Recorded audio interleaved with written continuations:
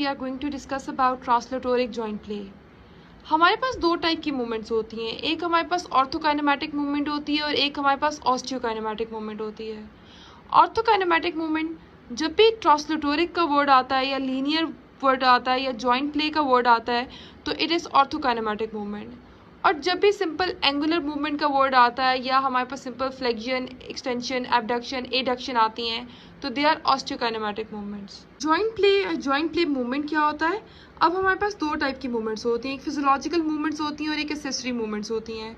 Physiological movement जो normal flexion, extension, abduction, adduction होती हैं, अब उन फिजियोलॉजिकल जो मूवमेंट्स हैं उनको परफॉर्म करने के लिए साथ में डिफरेंट और मूवमेंट्स हो रहे थे जिन्हें हम एक्सेसरी मूवमेंट्स बोलते हैं, जो कि हमारे वॉलंटरी कंट्रोल के अंडर नहीं होती। तो जॉइंट प्ले मूवमेंट जो है वो ये एक्सेसरी मूवमेंट्स हैं जो कि वॉलंटरी कंट्रोल के अंडर नहीं है, लेकिन ये रिक्वायर्ड है एक ईजी परफॉर्मेंस के लिए, एक पेनलेस परफॉर्मेंस के लिए, एक एक्टिव परफॉर्मेंस के लिए, एक्टिव मूवमेंट्स के लिए they are essential. Translatoric joint play या जॉइंट प्ले मूवमेंट हम यूज़ कर रहे होते हैं ट्रीटमेंट पर्पस के लिए भी और वैल्यूएशन पर्पस के लिए भी। अब इसमें हमारे पास ट्रांसलेटोरिक ट्रैक्शन आती है, कंप्रेशन आती है, ग्लाइडिंग आती है, जिसको हम यूज़ कर रहे होते हैं जॉइंट फंक्शन को एवेलुएट करने के लिए, साथ में जॉइंट प्ले को रिस्टोर करने के लिए। अब जब भी जॉइंट प्ले का वर्ड आएगा तो इसका मतलब है लीनियर मूवमेंट का जिक्र हो रहा है, ट्रांसलेटोरिक मूवमेंट का हो रहा है। कभी भी जॉइंट प्ले कर्व मूवमेंट के लिए हम नहीं यूज़ कर सकते। अब यहाँ पे दो चीज़ें डिस्कस हुई हुई हैं, एक ट्रीटमेंट प्लेन और दूसरा axis of rotation. Kaltenborn के अकॉर्डिंग जो ट्रीटमेंट प्लेन है वो हमेशा कनकेव सरफेस पे लाई करती है और एक्सेस ऑफ रोटेशन हमेशा कन्वेक्स सरफेस पे होता है। अब ट्रीटमेंट प्लेन बेसिकली क्रॉस कर रही होती है जॉइंट को, ठीक है, और ट्रीटमेंट प्लेन परपेंडिकुलर होती है, 90 डिग्री होती है किसके? जो एक्सेस ऑफ रोटेशन से लाइन आ रही है उसके 90 डिग्री पे ट्रीटमेंट प्लेन की लाइन जा रही होगी, ठीक है। अब क्या बात है यहाँ पे कि ट्रीटमेंट प्लेन हमेशा कनकेव सरफेस पे और एक्सेस ऑफ रोटेशन हमेशा कन्वेक्स सरफेस पे है। अब फॉर एग्जांपल हम ग्लिनोह्यूमरल जॉइंट की एग्जांपल लेते हैं। ग्लिनोह्यूमरल जॉइंट पे हमारे पास जो ग्लिनोइड कैविटी है वो कनकेव होती है और हेड ऑफ ह्यूमरस हमारे पास कन्वेक्स होता है। तो उसमें हमारे पास जो एक्सेस ऑफ रोटेशन है वो हेड ऑफ ह्यूमरस पे होगा और जो ट्रीटमेंट प्लेन है वो हमारे पास ग्लिनोइड कैविटी में होगी।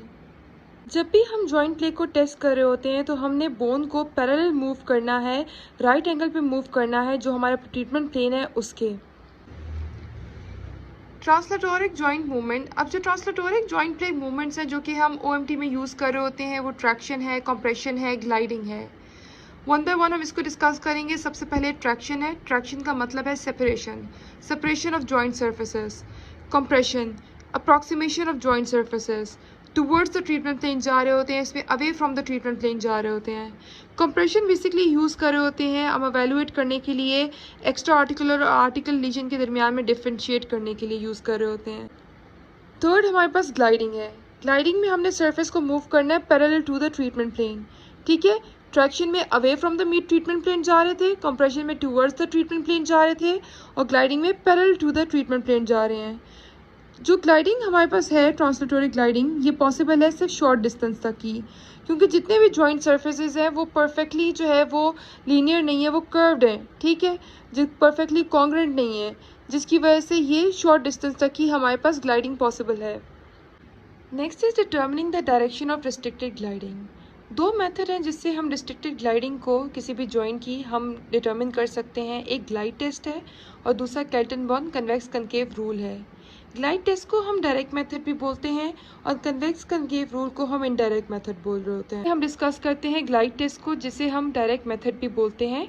ग्लाइड टेस्ट में हम पैसिव ट्रांसलेटोरिक ग्लाइडिंग मूवमेंट प्रोवाइड करते हैं in the all possible direction, और उसके बाद हम डिटर्मिन करते हैं कि किस साइड पे जब हमने ग्लाइडिंग प्रोवाइड की है तो वहाँ हमें रिस्ट्रिक्शन मिली है।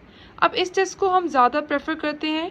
क्यों करते हैं? क्योंकि हमें एक्यूरेट इन्फॉर्मेशन दे रहा होता है डिग्री और नेचर के बारे में, जो रिस्ट्रिक्शन हमें मिली है उसकी, और साथ में हमें एंड फील्ड के बारे में भी बता रहा होता है। Second is Kelton born convex concave rule और इनडायरेक्ट मेथड। इसमें सबसे पहले हमने दो चीज़ें देखनी है। पहले डिटर्मिन करना है कि कौन सी जो बोन रोटेशन है वो हमारे पास डिक्रीज़ हो रही है। दूसरा देखना है कि जो मूविंग पार्टनर है, जो मूविंग जॉइंट पार्टनर है, वो कन्वेक्स है या कनकेव है। जब ये दोनों चीज़ें देख ली, इसके बाद हमने देखना है कि किस डायरेक्शन में जॉइंट ग्लाइडिंग डिक्रीज़ हो रही है, और ये हम किस तरह देखते हैं? By applying the convex concave rule. Kelton born convex concave rule basically relationship बता रहा होता है between normal joint rotation and gliding component.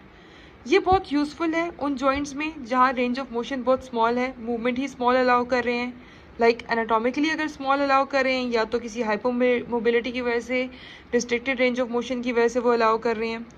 उसके अलावा या तो स्वेयर पेन है जिसकी वजह से उनकी मूवमेंट लिमिटेड है, या तो वो प्रैक्टिशनर्स हैं जो कि इतने एक्सपीरियंस ही नहीं है कि वो इस मूवमेंट को फील कर सकते हैं, ग्लाइडिंग मूवमेंट को फील कर सकें। कोई भी मोबिलाइजेशन ट्रीटमेंट तब ज़्यादा इफेक्टिव होती है जबकि उसके हम स्ट्रक्चर्स को, जो शॉर्टन स्ट्रक्चर्स होते हैं, उनको हम स्ट्रेच करते हैं उस डायरेक्शन में जिस डायरेक्शन में हमें रिस्ट्रिक्शन मिल रही है। अब हम जब ग्लाइड अप्लाई कर रहे होते हैं तो हम जो चीज़ देख रहे होते हैं वो देख रहे होते हैं कि जो मूविंग बोन है उसकी सरफेस कैसी है, उसकी जॉइंट सरफेस कैसी है, या तो वो कन्वेक्स होती है या तो वो कनकेव होती है। अगर कन्वेक्स होती है, जो मूविंग सरफेस है जॉइंट की वो कन्वेक्स है, तो हमने ग्लाइड ऑपोजिट डायरेक्शन में अप्लाई करनी है। फॉर एग्जांपल अगर हमें रिस्ट्रिक्शन मिल रही है, कन्वेक्स सरफेस मूव कर रही है जॉइंट की, और हमें रिस्ट्रिक्शन मिल रही है कि जब हम उसे अपवर्ड लेके जा रहे हैं तो रिस्ट्रिक्शन मिल रही है, तो हमने ग्लाइड हमेशा डाउनवर्ड अप्लाई करनी है, ऑपोजिट डायरेक्शन में अप्लाई करनी है टू द रिस्ट्रिक्शन। लेकिन अगर कनकेव हमारे पास सरफेस है, जॉइंट सरफेस है मूविंग, तो उसमें हमने जो ग्लाइड अप्लाई करनी है वो सेम डायरेक्शन में अप्लाई करनी है to that of the restriction. अब इस फिगर में देख लें, अब इसमें जो हमारे पास मूविंग सरफेस है, एक सरफेस मूविंग है और एक हमारे पास फिक्स है। फिक्स कनकेव है, मूविंग कन्वेक्स है। अब अकॉर्डिंग टू कन्वेक्स रूल हमने ग्लाइड ऑपोजिट डायरेक्शन में अप्लाई करनी है। हमें रिस्ट्रिक्शन कहाँ मिल रही है, जब हम उसे अपवर्ड लेके जा रहे हैं तो हमें रिस्ट्रिक्शन मिल रही है, तो ग्लाइड हमें डाउनवर्ड अप्लाई करनी है। सेम हेयर, मूविंग सरफेस हमारे पास कनकेव है तो हमने सेम डायरेक्शन में ग्लाइड अप्लाई करनी है।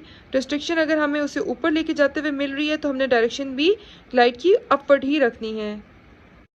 Please subscribe my channel, like my video and also share it, and also follow my Instagram page, that is Medicine All in One. Thank you.